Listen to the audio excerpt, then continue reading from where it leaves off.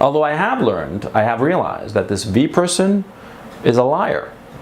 So we have to ask ourselves, on what other things is he lying about? Because he does all these videos, right? He does all these videos every day, but he claims to be a doctor, but I never see him working as a doctor. Is he a doctor? I don't know. I mean, so many videos that he does, and they're so long. Every single day doing these videos. Maybe he's lying about being a doctor too, because after all, he lied about who I am.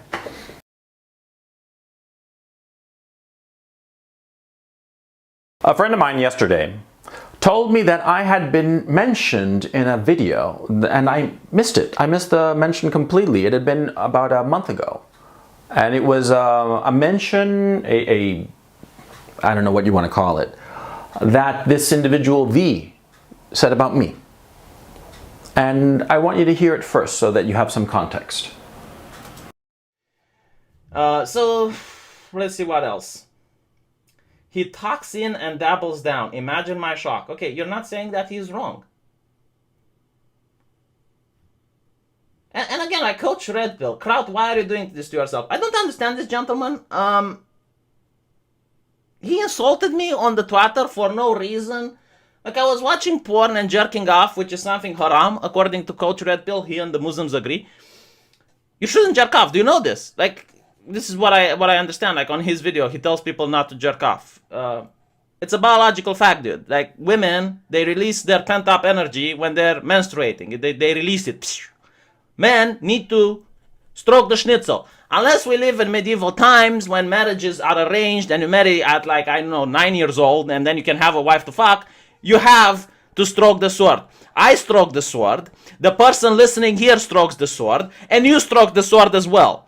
Jesus, like, I really hate these people that are like, no, I never masturbate. Like, right, so anti-masturbating coach, you know, he's probably like the opposite of a dating coach. The dating coach, what do dating coach say about masturbation? I need to find out. But he's very Islamic in his beliefs when it comes to masturbation. So why are you doing this to yourself, right? Now, as you can see, this was because of some events that happened with Kraut and Tina. It's long and tedious. I'm not going to go into it. Now, insofar as this individual, he was criticizing me. He wanted to criticize me about what I'd said about Kraut and T, that I thought that he was committing some sort of suicide, and which is in fact what he did. Kraut and T has just wrecked his reputation, and he is just gone. And I don't think that we're going to be seeing him again. Maybe we will, who knows? Maybe he has a little bit more strength of character, enough strength of character to come back, but be that as it may. The point is, see, this V individual said a number of lies about me. And so it's important here that we talk about how to deal with liars. Now, I'm going to use this individual as an example. I don't take this individual as somebody worth really my time, except as using him as an example. And I'll explain why. Because you see, V has a fairly large audience, but he is one of the finger puppets of Sargon of Akkad. Sargon of Akkad has several such finger puppets. One used to be Kraut and T. There's V. There's Jeff Holiday. There's Wizard of Cause, and a couple of others. And these individuals are, frankly, they're not people of quality. They're not particularly intelligent. They're easily led, easily maneuvered, easily manipulated, and I suspect that that's exactly the reason that Sargon picked them, because they would be easy to handle. And he has handled them well, and he gave them their audiences. Because were it not for Sargon, they would not have an audience beyond, 1,000 subscribers, because none of them are particularly interesting. But anyway, that's besides the point. This V individual. Now, notice what he said. First of all, he didn't say anything about what I had said about Kraut. He started attacking me about a video that I'd talked about masturbation. And I hadn't said that you shouldn't masturbate. I said that you should masturbate tactically, strategically, right? And that masturbation was perfectly normal. I said that. He lied about that. He lied outright about that. And then he went on this weird attempt to create the inference that I am a Muslim or or akin to Muslims, that just like Muslims who are against masturbation, that I'm against masturbation, so therefore I'm a Muslim too, which is absurd. So there goes a lie number two. He also says here and elsewhere, he says that I'm an alt-right, when I have repeatedly said that I am not alt-right, although I am sympathetic to many of their preoccupations and concerns insofar as our current society is concerned. But I'm respectfully not a part of the alt-right, and neither am I a part of the alt-light or any other political affiliation, probably because, you know, I subscribe to the Groucho Marx a theory of affiliation. I'd never join a club that would have me as a member, right? So anyway, be that as it may. He lied about my masturbation video. He lied about me being Muslim. He lied about me being alt-right. He lies about me. Now, I didn't even hear about this for like a month until, as I said, this acquaintance of mine clued me in.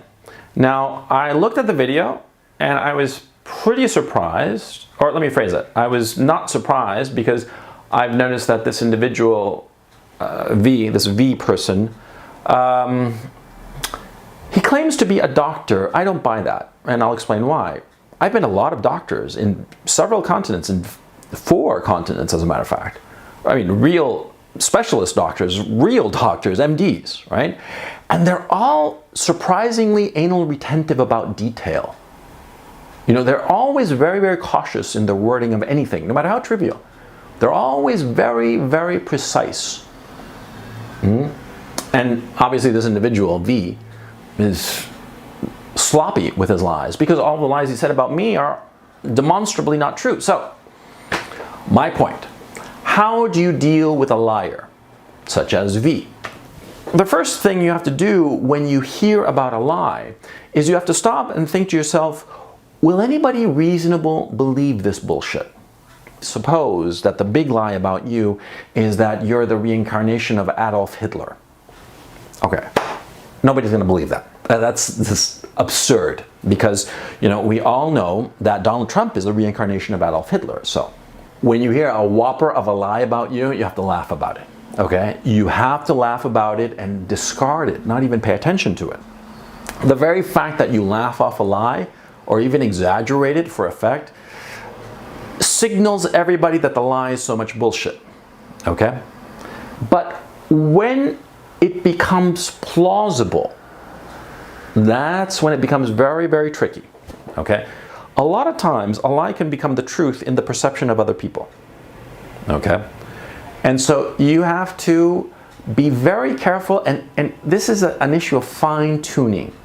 The more plausible the lie, the more aggressive you have to be in combating it. Because if a plausible lie starts settling into the minds of people, not even a crowbar will be able to dislodge it. The plausible lie can wreck you. Now, why does this matter? Well, very obvious. Because you see, we live in a social world. We deal with other people all the time. Right?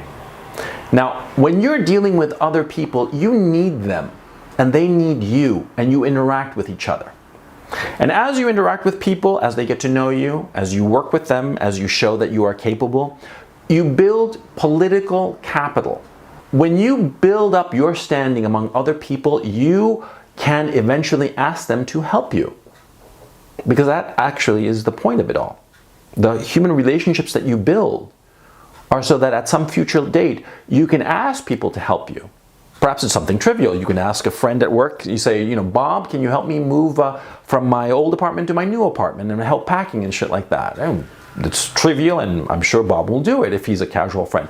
But if Bob, you know, if you need something more serious done, you need a lot of political capital with Bob. For instance, you're thinking of leaving your bank and starting up your own bank. So you need to have a lot of political capital built up with Bob so that you can say to him, Bob, I'm going to start my own bank. I need you to be my CFO and come with me and start this thing. You know, I mean, you see? A lie about who you are is information that other people, the people you know, the people in your social circle, they find out about you and it diminishes you in their eyes. And that's why you want to be very, very alert to any lies said about you. Never, never, never feel that your reputation will save you. Because a lot of times, even the most sterling reputations can be destroyed by a well-placed lie. A reputation is something that you have to guard. When you hear a lie, a potentially truthful lie or a plausible lie about you, you go and attack it. And how do you attack it? Well, because in every social circle that you have a few key people, a few key nodes, if you will. These are people who know a lot of other people. They're not necessarily superiors or inferiors, or they can be in any part of the hierarchy. But these people, you know, they have this quality of just knowing everybody and being in good, getting in good with everybody. Now you have to find those nodes in your social environment. And you have to make it clear to them. And not just one, you have to go to every single node that you can find in your social milieu, you know, in your social star system. You have to go to every one of these nodes and make it clear. Tell them the truth. When you just appeal emotionally, it's hard for people to get behind you. You need to give them something, even if it's a very slender fact that might lead people to conclude that you are not guilty of something or not guilty of this lie that somebody's saying about you. You have to give them that. You have to give them a little bit of something, a little bit of fact. Okay? And that's the most important thing, because if you can give them a fact, then they can, with confidence, say, oh no, this lie about my man, it's bullshit. Because that's what you want people to say, that it's bullshit. Now, this lie here, insofar as V is concerned, I'm not worried about it at all. Because nobody believes it. Because it's just a bunch of bullshit. Oh yeah, I'm a Muslim? Sure. I'm alt-right. I've said I'm not, and I know that the alt-right do not consider me a member of the alt-right. What was the other thing that he said? Muslim? Oh, and that I was all against masturbation in the video. I'm not embarrassed by the video. I'm proud of it. I think I said what I was supposed to say, which is that, you know, you have to be thinking about what you're doing, but at the same time, the actual topic just makes me embarrassed, and I feel foolish talking about it. But anyway. These lies that this man said about me, who gives a shit? Nobody cares. Nobody believes it. But, see, if it had been something a little more plausible, see, then I have to do something about it, right? I'd have to answer them. Now, and here comes the final issue. It's the fine-tuning. When does a lie stop being outrageous and become plausible? That's a serious problem, okay? And I cannot tell you a rule, okay? Because V lied outright about me, and it was just grotesque lies about me. And so nobody cares, nobody believes him. The only person who got hurt is himself. He looks like a fool. I mean, you see that video. But anyway, he said grotesque lies about me. Imagine he had said incredibly plausible lies about me. Where is that point? And that's the problem. It's like the grayscale. Where does, you know, gray start being more black than white, or more white than black? See, that is something that is very, very difficult to measure. A lot of times, some lie will pop up that is extraordinarily plausible but easily refutable. Now there, you have to, you know, move your little feet everywhere to all these little nodes that I spoke of, and contact them all and show them, you know, like for instance, example, somebody robbed the bank, right? And you say, hey, look, I was here in another city. Or like this case of this man, there was this woman who was walking along some bridge in London, and some jogger came and shoved her in front of a bus, and she nearly got hit by the bus. And they arrested some guy who looked exactly like that guy, like the jogger. And you know, the same build, and lived in that area and stuff. And it turned out that he had been in the United States when the whole thing happened. And it was instantly proven and instantly shown that he had had nothing to do with it, because he'd been a whole ocean away, right? See, when something is plausible, you have to go out there guns blazing with the proof and knock that lie out as quickly as possible, because you never want a plausible lie to be festering. That's the one thing that you have to prevent at all costs. Never, ever, ever count on your reputation to save you. Okay? Never. You hear a plausible lie about you, you aggressively go and fight it with hard proof as quickly as possible. Don't hesitate. Don't say like, oh no, people aren't going to... Bullshit. Because people tend to believe the worst. It's easy to believe the worst. And also, it squares with our prurient interest. You know, oh, did you hear that Johnny Smith was like, raping donkeys and diddling himself wherever when he went to Thailand, you know? Ooh, he went to Thailand. What do you think he was doing there? That kind of thing can ruin you. So you have to be very, very aggressive, especially with the plausible lie. Now, with the implausible lie, don't worry about it. Okay, this is something from experience. In the case of this V person, why do you think I didn't mention V's name in the title of this video? Because what's the point of drawing attention to it? There's no upside to me drawing attention to it. Although I have realized that this V person is a liar. So we have to ask ourselves, on what other things is he lying about? Because he does all these videos, right? He does all these videos every day, but he claims to be a doctor, but I never see him working as a doctor. Is he a doctor? I don't know. I mean, so many videos that he does, and they're so long. Every single day doing these videos. Maybe he's lying about being a doctor too, because after all, he lied about who I am. See? You see, that's the beauty of it. When a liar says something stupid, he's the only one left vulnerable. And by the way, just so that we're really, really clear, I think that V is lying about being a doctor, and I won't believe that he's a doctor until I see some sort of accreditation from some institution that I actually know of, some British or American accreditation. Because him saying that he's a doctor, I think it's bullshit. Why do I think that? Because he lied about me. He said bullshit about me. Demonstrable bullshit.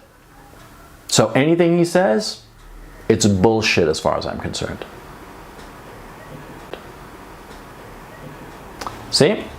That's what happens to liars. They lie about you, and if you do the job right, nobody will ever believe in them in anything ever again.